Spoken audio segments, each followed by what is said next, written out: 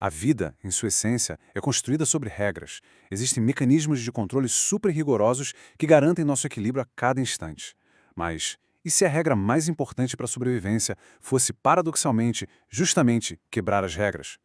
É isso que a gente vai explorar hoje, como o corpo desafia a própria lógica para proteger o que é mais essencial, a continuidade da espécie. Uma história de regulação e, claro, de exceção. E a questão central que vai nos guiar é exatamente esta. O nosso sistema imunológico, o grande guardião do corpo, ele tem uma diretriz muito clara: atacar tudo que for estranho, tudo que for não próprio. Só que, para a vida continuar, ele precisa fazer o impensável. Não só tolerar um invasor, mas, na verdade, protegê-lo ativamente. Vamos então desvendar como e por que esse paradoxo fundamental acontece. Para a gente desvendar esse mistério, nosso caminho vai ser o seguinte. Primeiro, vamos entender a regra, o conceito de homeostase. Depois, a gente mergulha na primeira grande exceção, o paradoxo do imunoprivilégio. Em seguida, o foco vai por exemplo mais extremo de tolerância, que é a gestação, para depois a gente aprofundar nos mecanismos moleculares que tornam isso possível. E por fim, vamos refletir sobre como essas exceções redefinem a nossa visão da biologia como um todo. Vamos lá, primeira parte, homeostase, o equilíbrio regulado.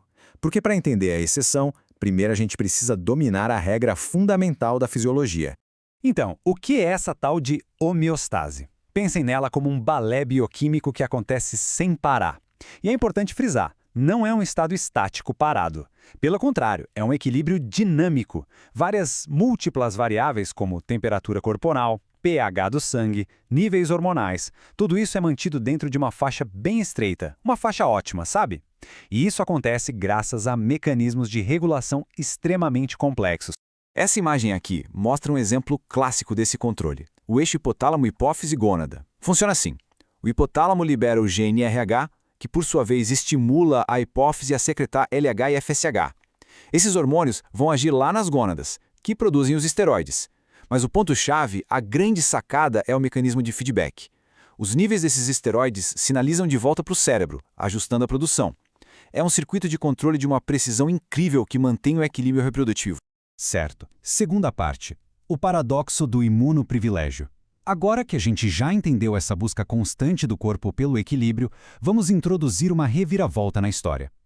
A principal força de defesa do nosso corpo, o sistema imune, não opera do mesmo jeito em todos os lugares. A diretriz primária da imunologia é bem clara, né? Reconhecer e eliminar invasores, sejam eles patógenos ou até células anormais do nosso próprio corpo. Essa discriminação entre o que é próprio e o que é não próprio é a base de toda a nossa defesa. Mas e se essa defesa, em certos locais, fosse mais prejudicial do que benéfica? É aqui que entra o conceito de sítios imunoprivilegiados.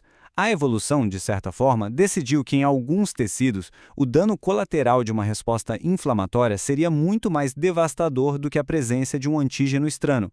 Então, nesses locais, a resposta imune não é que ela não exista, mas ela é ativamente modulada, suprimida. Esse slide deixa o contraste bem visual. De um lado, a resposta padrão, uma reação inflamatória super forte para eliminar o invasor. Do outro lado, o que acontece num sítio imunoprivilegiado. A resposta é contida ativamente. Não é uma falta de vigilância, veja bem, mas sim uma tolerância deliberada, que é mediada por barreiras físicas e por sinais moleculares que criam um microambiente anti-inflamatório. E que locais são esses? Bom, estamos falando de tecidos vitais e que muitas vezes têm uma capacidade de regeneração bem baixa. Os olhos, por exemplo, onde uma inflamação poderia causar cegueira. O cérebro, que é protegido pela barreira hematoencefálica. Os testículos, para proteger a fertilidade. E o exemplo mais extraordinário de todos, a interface entre a mãe e o feto. Agora vamos nos aprofundar nesse caso específico. A gestação é sem dúvida o paradoxo imunológico na sua forma mais extrema. Do ponto de vista imunológico, o feto é o que a gente chama de um haloenxerto semi-halogênico. Ou seja, metade dele é próprio da mãe e metade é estranho, do pai. E mesmo assim, ele não só é tolerado, como é nutrido por 9 meses. Essa citação resume o desafio de forma perfeita. Geneticamente falando, o feto expressa antígenos do pai, que deveriam ser reconhecidos como não próprios e, consequentemente, atacados pelo sistema imune materno. Só que na grande maioria das vezes, isso simplesmente não acontece. A grande questão é, como? A resposta para essa pergunta está numa modulação muito fina, tanto sistêmica quanto local, da imunidade da mãe. O que acontece é um desvio crucial. a resposta pró-inflamatória, que é mediada por células T1, é suprimida. Em seu lugar, entra em cena uma resposta anti-inflamatória dominada por células T2. É esse equilíbrio que é a chave para a tolerância e para o sucesso da gestação. Então tá, vamos ver agora em mais detalhes como essa paz é negociada, mas no nível molecular. Quais são as ferramentas bioquímicas que garantem que o feto seja aceito?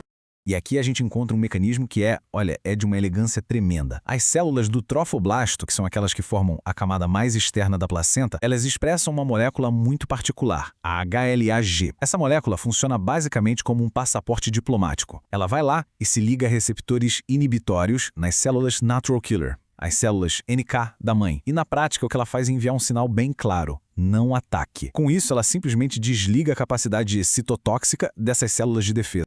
Mas o HLA-G é só uma peça desse quebra-cabeça. Como essa tabela resume bem, existe um verdadeiro arsenal de tolerância em ação. As células T reguladoras, as TREGs, suprimem ativamente as respostas imunes. A enzima IDO, por exemplo, inibe a proliferação de linfócitos T ao degradar o triptofano. E o ligante FASL pode até induzir a apoptose, a morte programada em células imunes da mãe que forem ativadas. É uma estratégia com múltiplas facetas, redundante, para garantir essa paz. Ok, vamos agora ampliar um pouco a nossa perspectiva. O que esses exemplos tão complexos de imunotolerância nos ensinam sobre a biologia de um modo geral? Basicamente, eles nos ensinam a desconfiar de regras que são rígidas demais e de classificações que são muito binárias. Esse infográfico sobre a determinação do sexo biológico é uma analogia perfeita para isso. O que à primeira vista parece um simples binário, XX ou XY, é na verdade um processo de desenvolvimento super complexo. Envolve múltiplas variáveis, genéticas, hormonais, anatômicas, que interagem ao longo do tempo.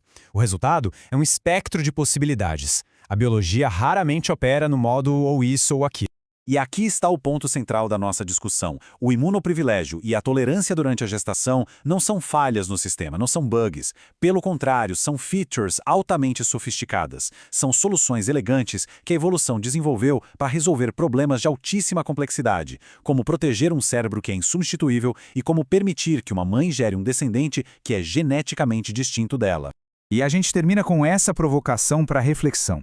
Se a distinção mais fundamental da imunologia, que é a distinção entre o próprio e o estranho, é na verdade flexível e totalmente contextual, onde mais na biologia a gente deveria estar procurando por espectros em vez de se prender a binários? A resposta para essa pergunta pode, quem sabe, redefinir a forma como a gente enxerga a própria vida.